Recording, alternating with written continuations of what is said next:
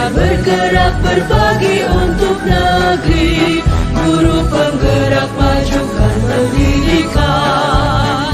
Guru penggerak menghamba pada murid, kreatif rancang pembelajaran. Hargai potensi, tingkatkan prestasi, lahirkan profil pelajar Pancasila. Belajar bergerak berbagi untuk negeri, kita menjalin kolaborasi. Belajar bergerak berbagi untuk negeri, demi bakti pada Ibu Pertiwi.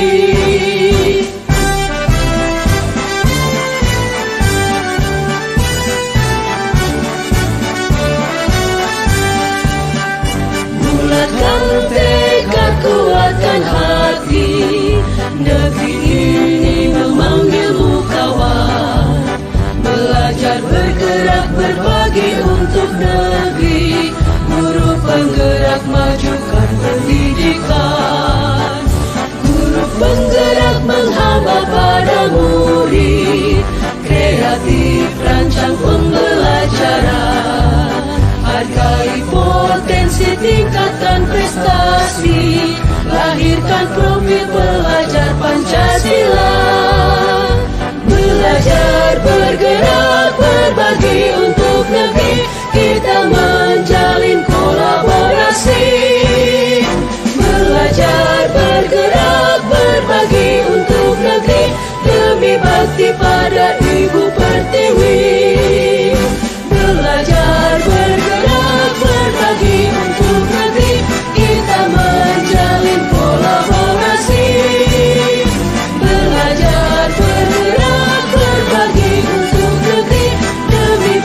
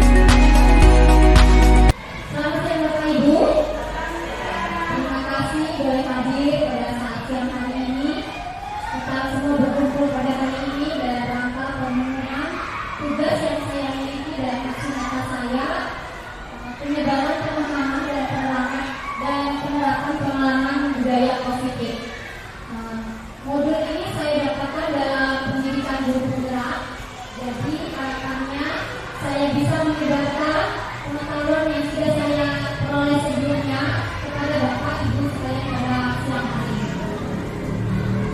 Bapak Ibu sekalian, saya perkenalkan kembali diri saya Lady Samarinda pada tanggal 31 Agustus 1984.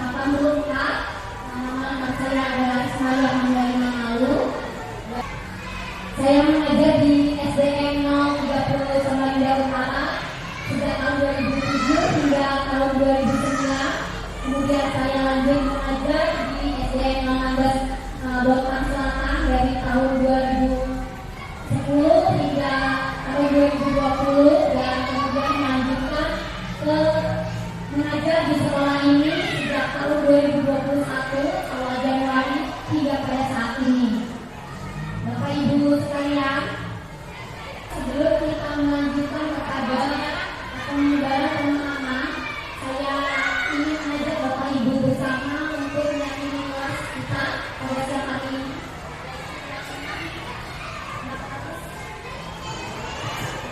Kegiatan yang harus kita ikuti selama kita belajar di sesi pembelajaran budaya positif ini, yaitu pertama, mari kita belajar serius, santai dan bahagia. Kita semangat dalam mengerjakan apa yang akan saya sampaikan nanti. Kemudian mari menghargai waktu dan tentunya hadir pada saat ini. Terima kasih sudah datang pada tepat waktu. Kemudian nanti kita mungkin bisa mengiringi dengan humor. Mari saling menghargai dan mengingat yang sama dalam berpendapat dan mari berkata sopan selama kita melaksanakan pada sesi ini. Bapak Ibu, mari kita tenangkan hati dan pikiran kita. Silakan kita mengarahkan semua perhatian kita pada siang hari ini untuk tetap fokus belajar, menghadirkan rasa ingin tahu pada diri kita masing-masing dan disertai dengan rasa syukur dan welas kasih. Bapak Ibu sekalian, kalau kita mendengar atau berbicara tentang budaya positif, saya ingin bertanya kepada Bapak Ibu, apa sih yang terbersih dalam benak Bapak Ibu sekalian?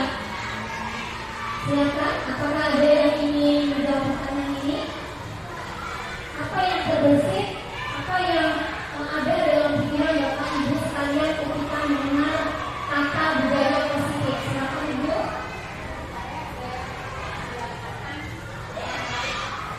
Terima kasih Bu Rusda. Bu Rusda mengatakan bahwa budaya positif itu terkait dengan kebiasaan yang baik. Silakan bertanya. Ya, budaya yang saling menghargai. Baik. Apakah budaya positif itu penting? Saya ingin bertanya kepada Bapak Ibu, apakah budaya positif itu penting? Ya, tentu saja penting.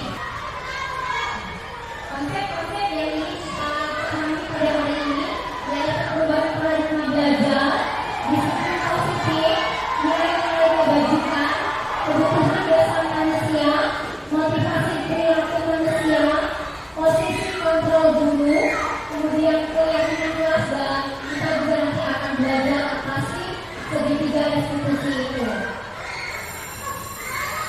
Baik Bapak Ibu, pada awalnya mari kita ketahui bersama apa yang dimaksud dengan pembelajaran dengan paradigma baru. Kita ketahui bersama bahwa pada saat ini kita sedang menggaung-gaungkan yang namanya profil pelajar Pancasila. Ini terkait dengan pembelajaran dengan paradigma baru.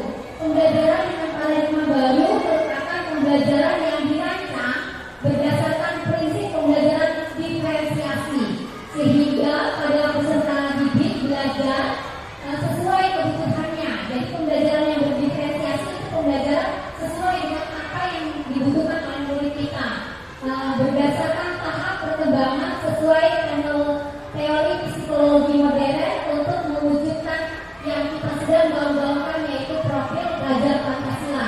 Dalam profil pelajar Pancasila kita memang ada 5 dimensi. Di situ ada kebinekaan global, bergotong royong, kreatif, benar, kritis, mandiri dan beriman, bertakwa kepada Tuhan Yang Maha Esa dan berakhlak mulia. Nah, ada 6 Bapak Ibu ya, ada 6 dimensi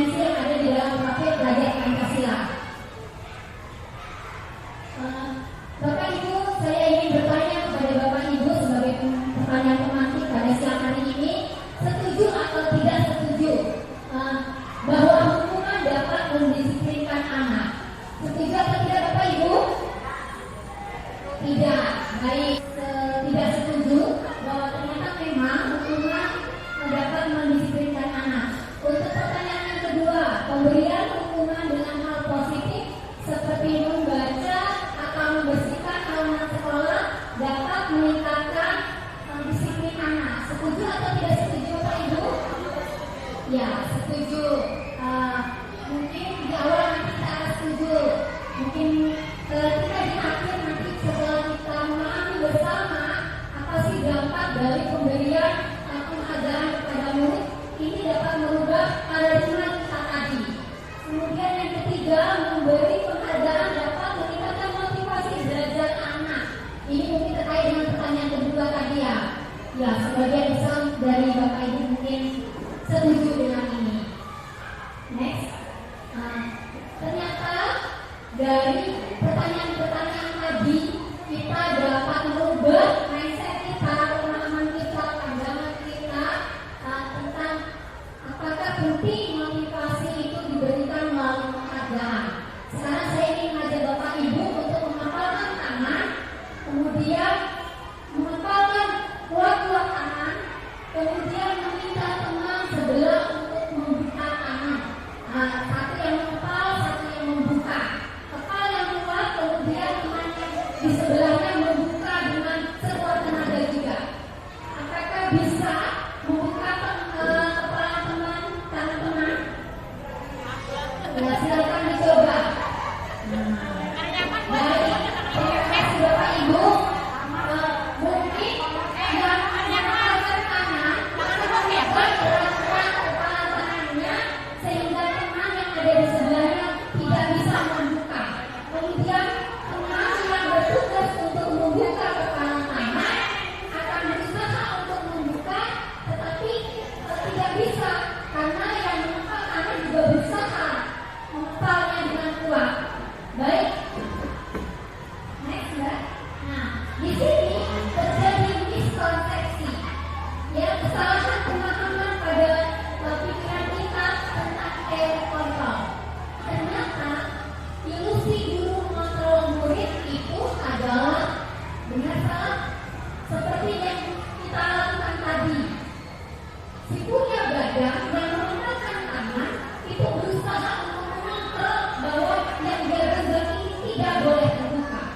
Kemudian si guru yang diibaratkan dengan teman yang berusaha untuk membuka kepala tangan juga tidak bisa membuka kepala si anak yang berusaha untuk menggenggam dengan kuat. Jadi ternyata ilusi guru mengontrol murid benar salah. Bisakah kita membuka kepala tangan teman kita yang sekuat dan cepat? Tidak. Kemudian ilusi yang kedua yang kita miliki yaitu ilusi bahwa kritik dan membuat rasa bersalah mampu menguatkan karakter. Nah, ternyata ini juga miskonsepsi. Terjadi kesalahan pemahaman kita. Kemudian ilusi bahwa semua penguatan positif, efektif dan bermanfaat. Tidak, ternyata ini adalah kesalahan pemikiran yang kita miliki sebagai guru. Dan ilusi bahwa orang dewasa berhak memaksa. Ternyata tidak ya. Ya, terjadi miskonsepsi di sini. Lanjut, Mbak. Nah, mari kita mengubah paradigma kita, cara berpikir kita, mulai dari stimulus respon yang awalnya kita miliki ke pendekatan teori kontrol. Nah, di sini ada perbedaan apa sih? Perbedaannya yang mungkin akan muncul di dalam benak kita, apa sih perbedaan antara stimulus respon dengan teori kontrol atau pilihan? Yang pertama yaitu kebutuhan kita sama, realistis. Ternyata kebutuhan setiap manusia itu berbeda. Kemudian dalam teori kontrol ini disebutkan bahwa ternyata kebutuhan kita masing-masing kita itu berbeda.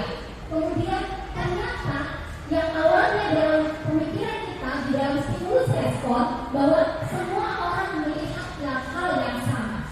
Ternyata bahwa dalam teori kontrol, mari ubah paradigma kita, cara berpikir kita, bahwa setiap orang memiliki gambaran yang berbeda. Jadi harapan setiap orang, keinginan setiap orang itu berbeda. Kemudian mari kita mencoba mengubah orang yang memiliki pandangan yang sama dengan yang awalnya kita memiliki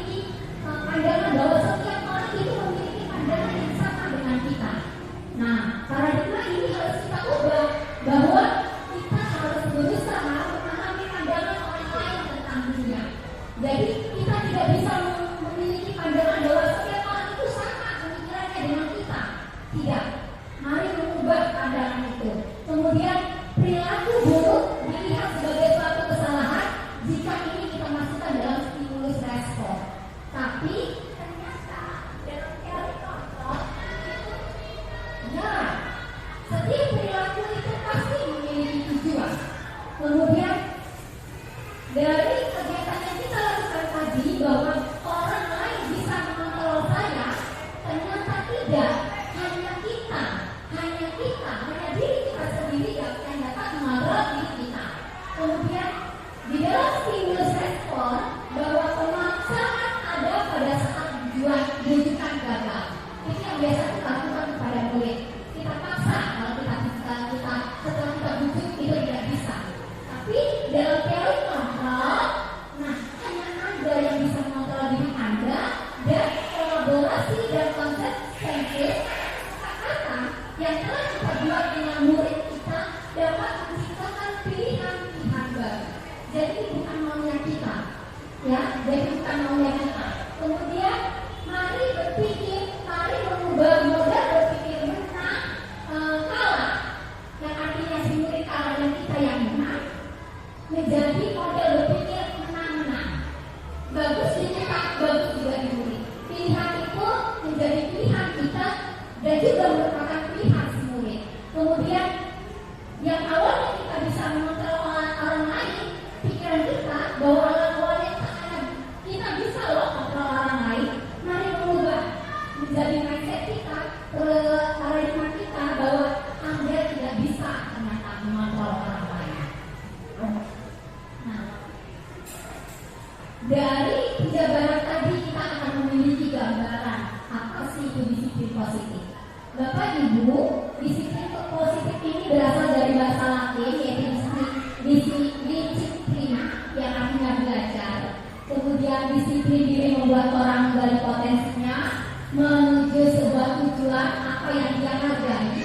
Kemudian budaya yang kita miliki kita buat menjadi kata disiplin yang artinya merubah menjadi sesuatu yang dilakukan seseorang pada orang lain untuk mendapat kepatuhan. Kecenderungan umum adalah menghubungkan kata disiplin yang kita cenderung menghubungkan kata disiplin dengan ketidaknyamanan, bukan dengan apa yang kita hargai atau pencapaian atau tujuan mulia yang kita miliki. Jadi di sini disiplin positif merupakan salah satu cara penerapan disiplin yang bertujuan untuk menumbuhkan kesadaran serta memberdayakan peserta didik tanpa imbalan penghargaan.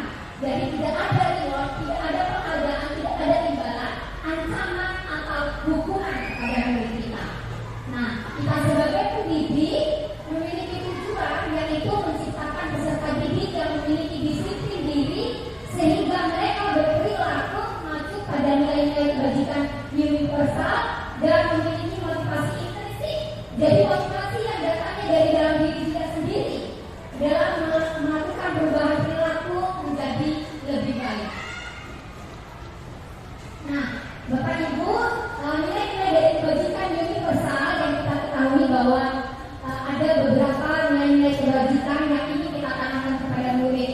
Mungkin Bapak Ibu bertanya apa sih nilai kebajikan itu? Nilai-nilai kebajikan adalah nilai yang disepakati bersama lepas dari suku, bangsa, agama, bahasa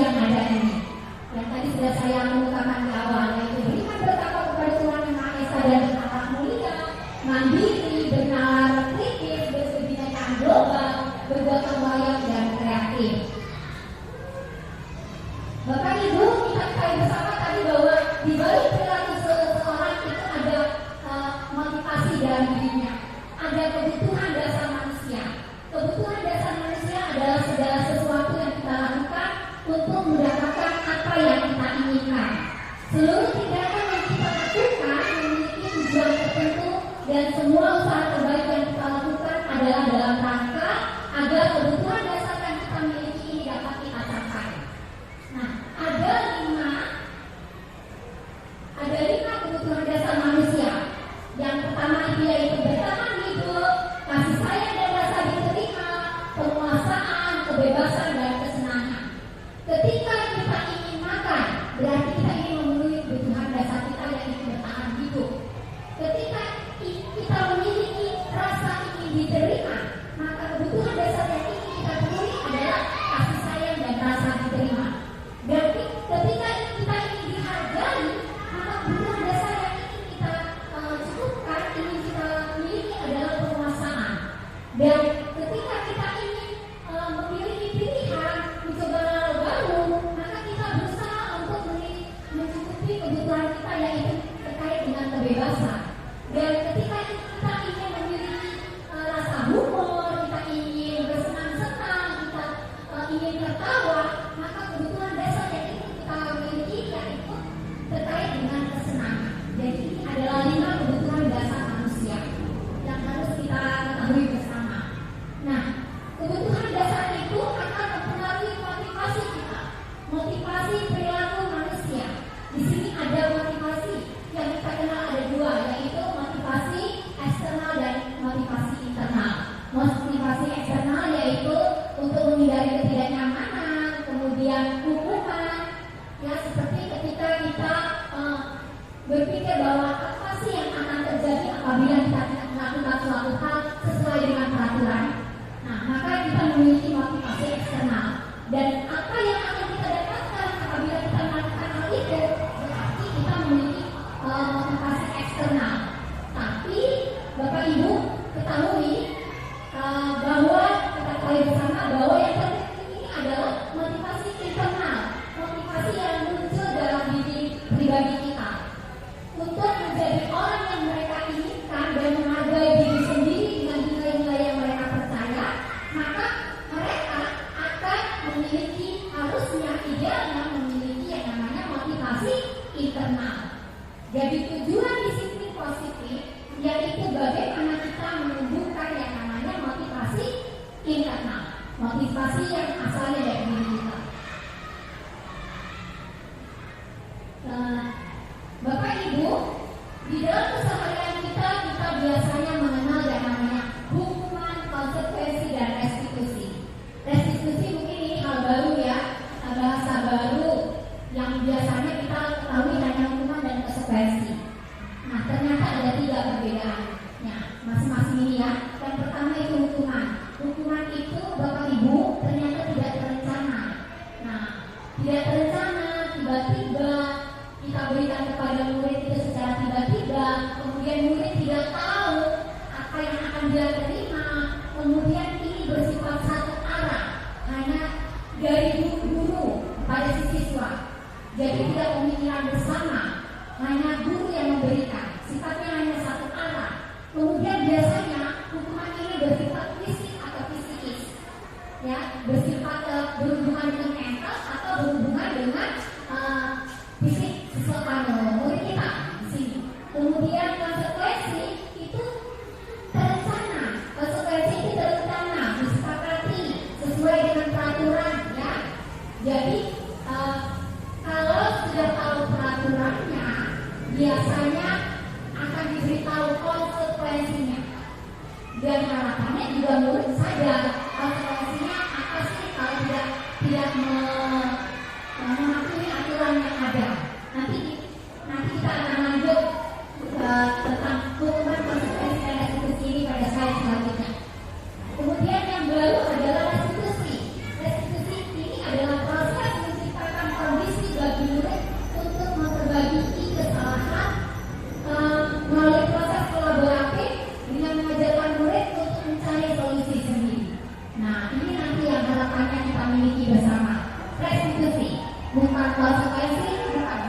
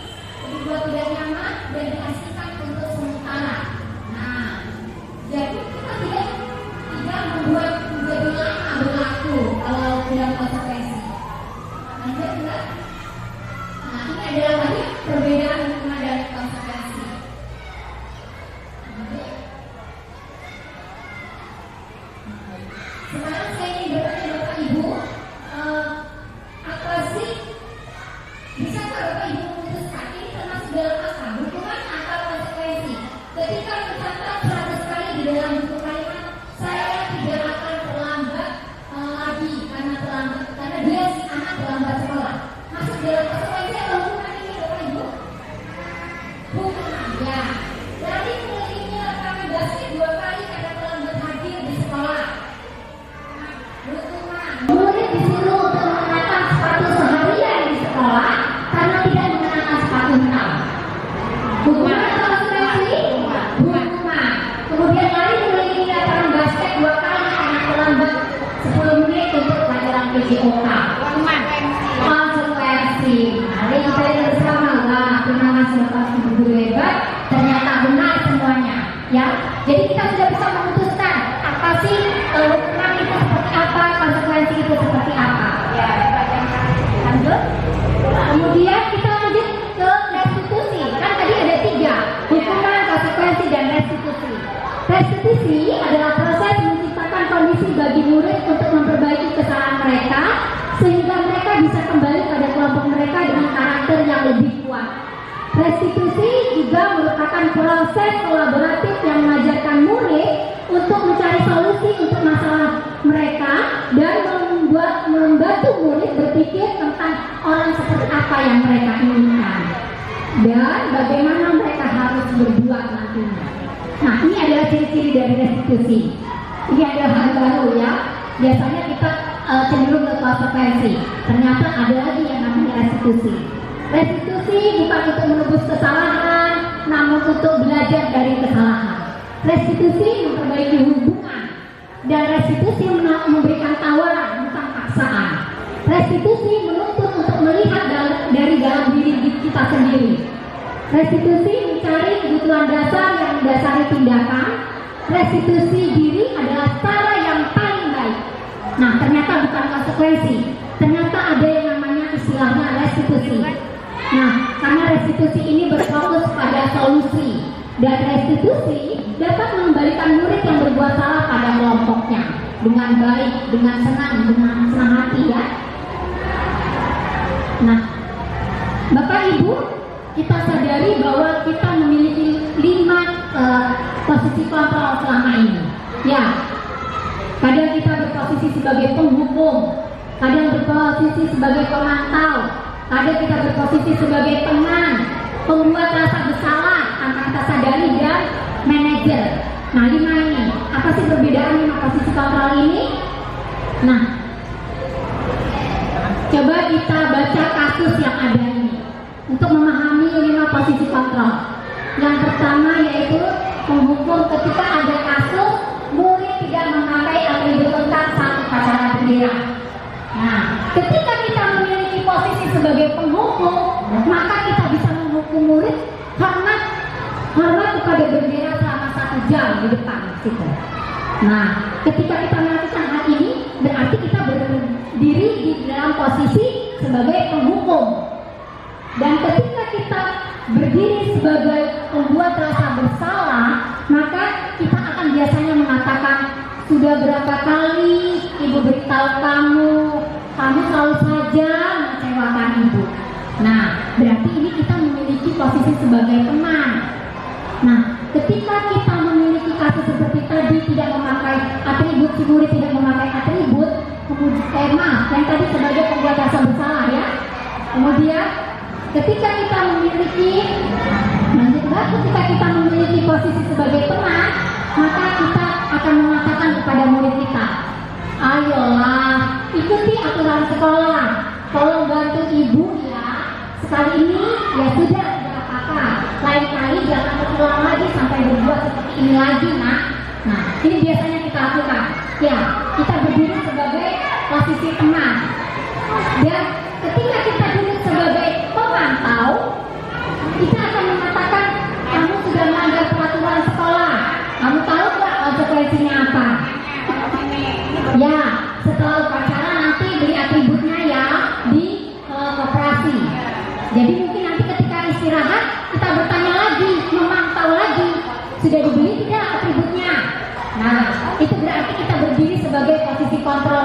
hal.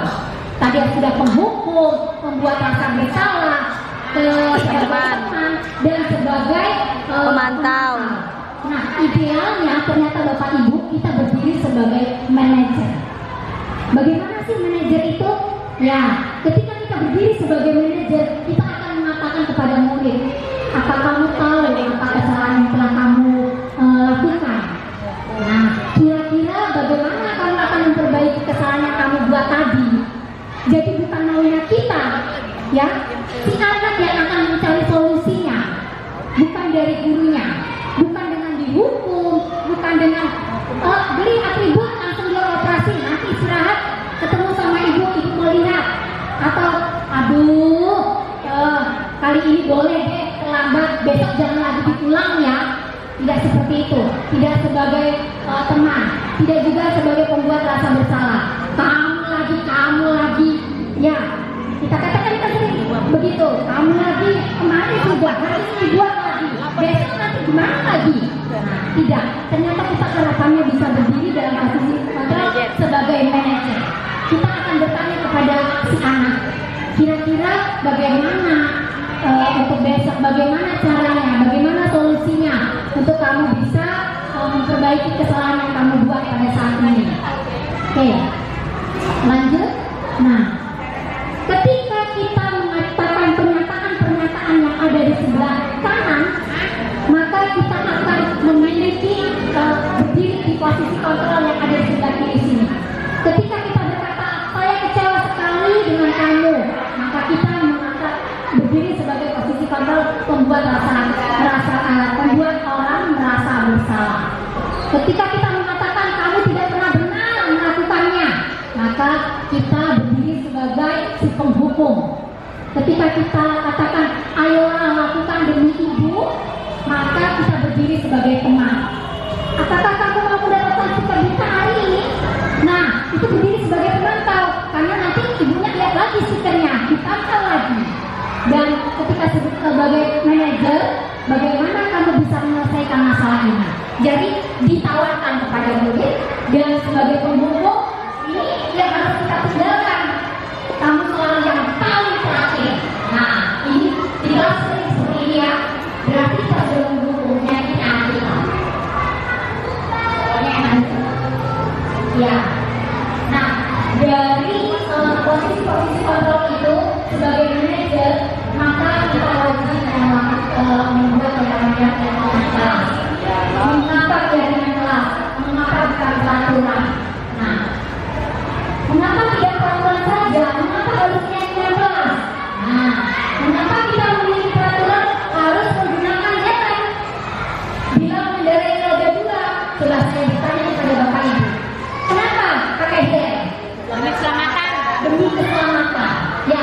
Nah, ketika Bapak berpikir bahwa itu demi keselamatan, maka Bapak sudah berada dalam motivasi intrinsik. Karena ada Bapak Ibu menggunakan helm hanya supaya tidak ditangkap polisi. Ya, berarti ada yang peraturan yang harus dia taati. Makanya dia tidak timbul motivasi dari dalam dirinya untuk melaksanakan suatu tindakan tadi. Ya, lanjut Mbak. Nah, kita mengenal ini namanya Bapak Ki Hajar Dewantara. Merdeka menurut Ki Hajar Dewantara itu artinya tidak terlepas.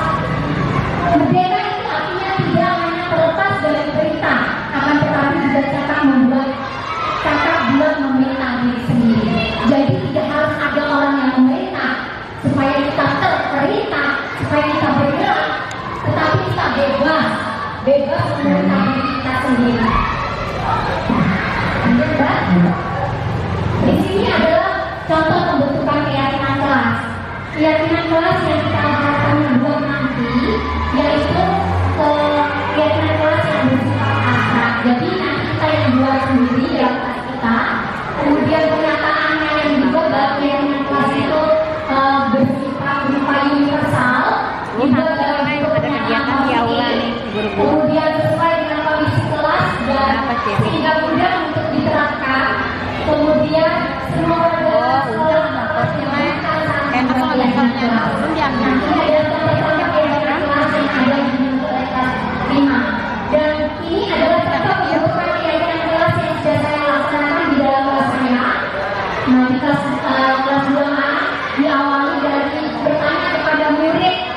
sih yang murid mau. Kemudian saya mencatatnya di papan tulis apa yang dimaui oleh anak. Kemudian membuat dalam seragam kertas, ya, boleh menjadikan nanti bapak ibu memiliki ide-ide lain boleh, tapi ini adalah gambaran yang sudah saya laksanakan di kelas saya. Kemudian mencatat keyakinan kelas. Kita tahu bersama tidak dalam kalimat-kalimat negatif ya, keyakinan kelas itu dalam pernyataan positif. Kemudian setelah dibuat disepakati bersama bagaimana menyepakatinya, saya meminta murid saya untuk menjilat jari-jari tangan mereka di kesepakatan yang sudah kita buat bersama di keyakinan kelas ini, dan memajang keyakinan kelas ini di salah satu sisi di kelas kami. Jadi ketika anak memiliki atau melanggar keyakinan kelas, saya mengingatkan kepada mereka bahwa kita sudah memiliki keyakinan kelas. Ketika murid menjawab, memperbaiki jawabannya, dia bersikap tidak jujur, maka dia melanggar keyakinan kelasnya, jujur dalam bertindak. Nah, ini adalah keyakinan jadi dari dalam diri mereka sendiri, intrinsik, berasal dari dalam diri mereka sendiri, bukan karena motivasi eksternal dari yang luar, dari dorongan luar. Nah, ini adalah perbedaan antara peraturan dan keyakinan kelas. Kalau di peraturan di kelas selalu memberikan itu di tempatnya, tapi di dalam keyakinan kelas dia memiliki tanggung jawab. Nah, dilarang melakukan kekerasan diganti dengan ternyata dia harus meyakini bahwa keselamatan itu penting, bukan hanya dari buat diri dia sendiri, tapi buat teman-temannya.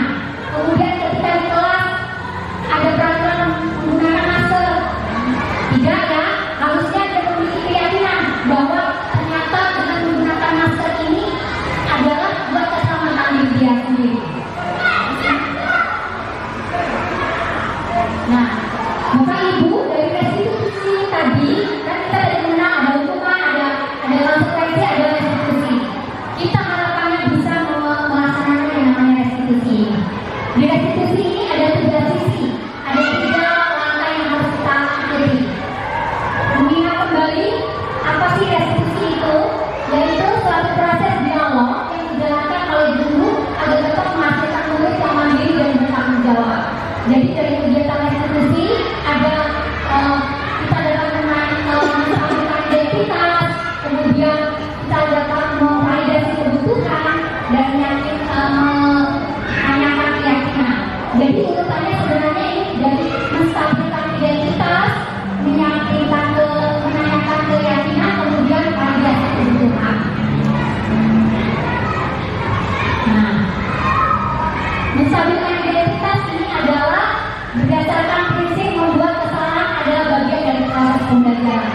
Jadi tidak ada manusia yang luput dari kesalahan, ya. Jadi kita dapat berkata kepada murid kita bahwa anak-anak berbuat salah itu hal yang manusiawi. Tidak ada manusia yang sempurna. Bapak Ibu juga pernah berbuat salah. Nah, kita pasti bisa menyelesaikan masalah ini. Bapak Ibu tertarik untuk mencari tahu siapa yang benar, siapa yang salah. Bapak Ibu lebih tertarik untuk menyelesaikan masalah. Dan kalau kamu menyalahkan dirimu sendiri terus-menerus, apakah kamu bisa baik pada dirimu sendiri? Nah, ini adalah kata-kata yang bisa kita lontarkan, kita ucapkan ketika kita melakukan langkah menstabilkan identitas. Kemudian, langkah selanjutnya adalah validasi tindakan yang salah. Berdasarkan prinsip setiap perilaku berupaya memenuhi suatu kebutuhan tertentu. Tadi kita sudah bahas bersama bahwa setiap perilaku itu pasti ada motivasinya, ada kebutuhan yang ingin dicukupkan. Pada validasi tindakan yang salah, guru dapat berkata, kamu bisa kan melakukan hal yang lebih buruk, tapi kamu tidak melakukannya. Kamu pasti punya alasan mengapa melakukan dan apa yang penting bagi kamu. Jadi kata-kata ini dapat ibu bapak ucapkan ketika bapak berada dalam langkah memvalidasi tindakan yang salah. Dan tindakan yang terakhir dari restitusi adalah menanyakan keyakinan. Jadi kata-kata ini bisa kita lontarkan kepada anak-anak kita untuk kita berada dalam posisi menanyakan keyakinan. Lagi kita dulu kan di sini lah. Ini olah. Nah, Bapak Ibu, pada akhir dari kegiatan kita mari kita refleksi bersama hal baru apa yang mengubah paradigma saya, paradigma Bapak Ibu, dan apa yang saya dapatkan, apa yang Bapak Ibu dapatkan pada hari ini. Saya ingin bertanya kepada Bapak Ibu, apa yang sudah Bapak pahami pada hari ini dari paparan yang sudah saya lakukan tadi. Terima kasih Ibu. Dari pembelajaran pada hari ini saya akan lebih belajar lagi apa itu paradigma baru yang membedakan antara hukuman, konsekuensi, restitusi. Nah, jadi saya akan mempraktekkan insya Allah kepada murid membedakan hukuman dengan konsekuensi tadi dan berusaha untuk tidak menanamkan rasa bersalah kepada anak. Mungkin saya mengucapkan itu agar mengakibatkan mereka tidak mengulangi lagi. Nah, ternyata mungkin dengan pembelajaran ini lebih ke konsekuensi restitusi. Terima kasih Bu Aini. Dan posisi kontrol apa yang hendaknya kita miliki Bapak Ibu? Manajer. Sebagai apa? Manajer. Sebagai manajer. Kemudian perasaan apa sih yang muncul selama mengikuti sesi ini tadi? Saya ingin bertanya. Saya ingin tahu.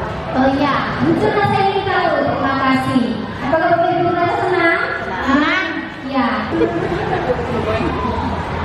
Nah, sebagai penutup dalam penerapan program disiplin positif, hendaknya guru memiliki standar kepribadian profesional dan sosial yang baik, di mana guru mampu merefleksikan dirinya dalam posisi kontrol saat ini. Bagaimana perjalanan dirinya sebagai among, kita sebagai manajer yang menuntun murid-murid kita menjadi insan yang mandiri, merdeka dan bertanggung jawab sesuai dengan standar pendidikan nasional.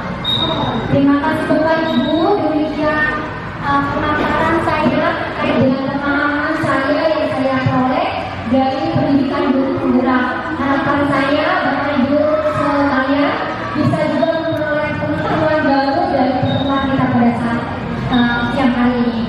Terima kasih, selamat siang, sampai jumpa kembali di pertemuan yang akan datang dengan ilmu yang baru. Terima kasih.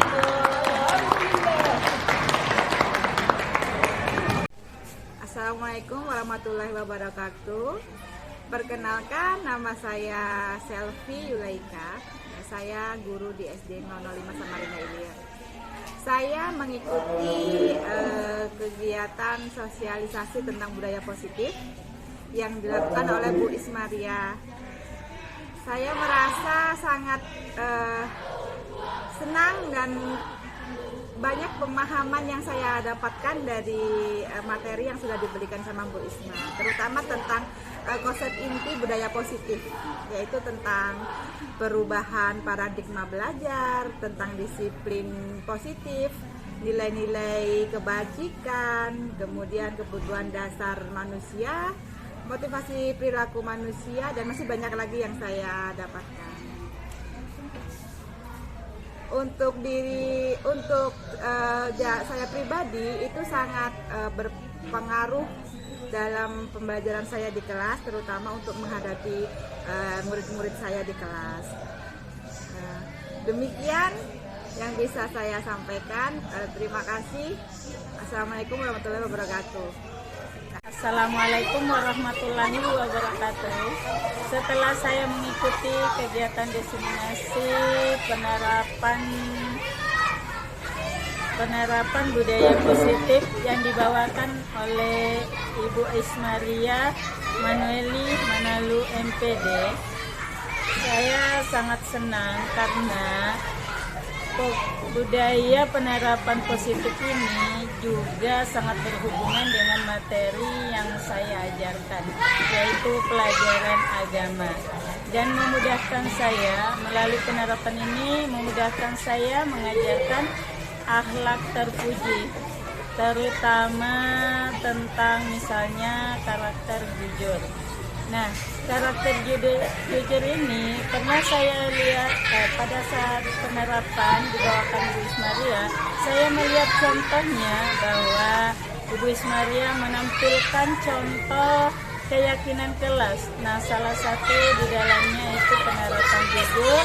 Kemudian setelah itu kata jujur ditulis dalam keyakinan kelas. Kemudian masing-masing anak-anak menempelkan sidik jari atau telapak jarinya, telapak tangannya, dan itu untuk menguatkan karakter pada anak-anak agar berakhlak jujur, di mana karakter itu selalu tertanam pada diri anak-anak, karena setiap ada anak-anak yang melakukan itu dengan mudah bagi kami guru untuk mengingatkan kembali bahwa oh kalian loh sudah sepakat dengan keyakinan kelas yang kalian miliki dalam bentuk menerapkan karakter positif, dan sehingga paradigma baru ini dapat menimbulkan atau mencapai tujuan kurikulum baru atau pandangan modern tentang pendidikan, yaitu Merdeka Belajar, di mana Merdeka Belajar itu menunjukkan sikap profil Pancasila. Terima kasih. Assalamualaikum warahmatullahi wabarakatuh. Saya akan memberikan tanggapan terhadap pemaparan dari Ibu Ismaria Manueli tentang penyebaran pemahaman dan penerapan pengalaman budaya positif. Dari pemaparan tersebut saya sangat senang sekali karena banyak pelajaran yang dapat diaplikasikan dan banyak sekali hal-hal positif atau nilai-nilai positif untuk membentuk karakter siswa dengan melakukan pembiasaan di kelas. Salah satunya penerapan disiplin positif, yang mana pelaksanaan disiplin positif di sini dapat memberikan pemahaman kepada anak-anak mengenai konsekuensi jika sebuah aturan itu mereka langgar. Jadi disiplin positif di sini tidak hanya berupa ancaman atau hukuman, melainkan lebih kepada tanggung jawab terhadap apa yang mereka lakukan. Jadi bisa dikatakan di sini peran guru tidak hanya sebagai atau mengajar, tetapi juga mendidik anak untuk menjadi generasi yang tidak hanya pintar pada iptek atau intap, tetapi lebih kepada mengarah kepada nilai religius dan berakhlak mulia. Semoga kedepannya saya dapat menerapkan pada pembelajaran saya sehari-hari di kelas. Gitu saja, terima kasih. Wassalamualaikum warahmatullahi wabarakatuh. Assalamualaikum warahmatullahi wabarakatuh. Di sini saya akan menyampaikan tanggapan dari penyebaran pemahaman dan penerapan pengalaman budaya positif yang kemarin sudah disampaikan oleh Maria dan Ibu Lydia. Bahwasannya dari penyampaian kemarin yang saya dapatkan banyak sekali pengalaman yang baru, materi yang baru, dan penerapan yang harus saya lakukan kepada kelas-kelas, terutama kepada siswa-siswa, yaitu yang pertama 5 posisi kontrol. Di mana 5 posisi kontrol ini yang pertama adalah kita harus berada, idealnya kita harus berada di posisi manajer. Yang kedua yaitu tentang hukuman, konsekuensi, dan restitusi. Biasanya kita itu kepada anak-anak kan banyak memberikan hukuman, jarang kita berada di posisi restitusi, yaitu ada kesepakatan dulu antara guru dan siswa. Yang ketiga yaitu keyakinan kelas. Nah, di sini setiap guru agar lebih baik itu membuat keyakinan kelas dulu di setiap kelas kepada siswa-siswa, agar setiap apa yang kita lakukan itu sama-sama mendapatkan kesepakatan antara guru dan siswa. Dari pemaparan yang kemarin saya terutama banyak sekali mendapatkan pengalaman baru. Mudah-mudahan kedepannya saya bisa menerapkannya di pembelajaran saya sehari-hari. Terima kasih. Wassalamualaikum warahmatullahi wabarakatuh.